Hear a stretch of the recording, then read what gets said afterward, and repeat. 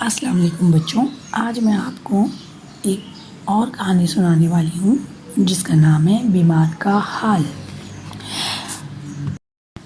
ندا، بیٹا کچھ دیر کے لیے میرے پاس بیٹھ جاؤ، دادی اماں کی آواز آتی ہے۔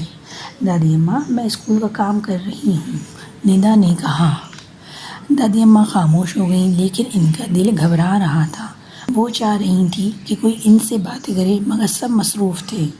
دراصل کئی دن سے دادی اماں کی طبیعت خراب تھی، ڈاکٹر نے انہیں آرام کرنے کو کہا۔ دادی اماں کے لیے یہ بہت مشکل کام تھا۔ جب وہ صحت مند تھیں تو اپنے آپ کو ہر وقت مصروف رکھتی تھیں۔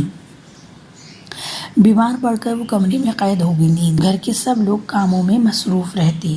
ایک دن جب ندا اسکول سے آئی تو اس کی طبیعت خراب تھی۔ امی اسے ڈاکٹر کے پاس لے گئیں۔ ڈاکٹر نے دوا دی اور کہا کہ ندا اسکول سے کم 2 دن کی چھٹی لے کر مکمل آرام کرے۔ اگلے دن ندا کا زیادہ تر وقت بستر پر گزرا۔ ندا کا دل اکیلے کمرے میں بہت گھبرا رہا تھا۔ اس کا دل چاہ رہا تھا کہ کوئی اس سے باتیں کرے۔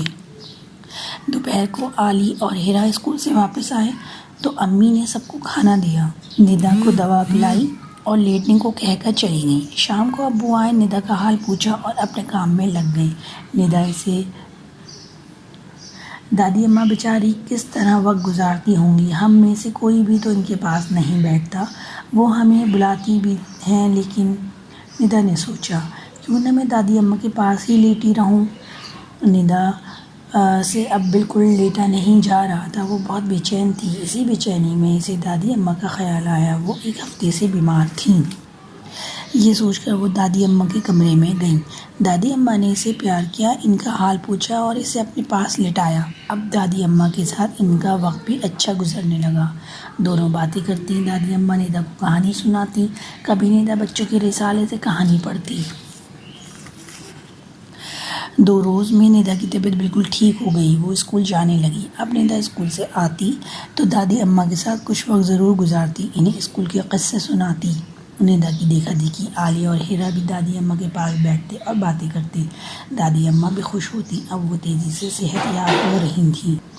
بچوں، اس میں آپ کو بہت سے نئے الفاظ ملیں گے، جس میں بستر، پلائی، رسالہ، قصہ، گھبرانا، بیچاری، تیزی، صحت مند، قید، مشکل، بے چین، ٹھیک، صحت یاب، کہانی، مصروف، بیمار، دراصل، طبیعت، گزارتی، مکمل۔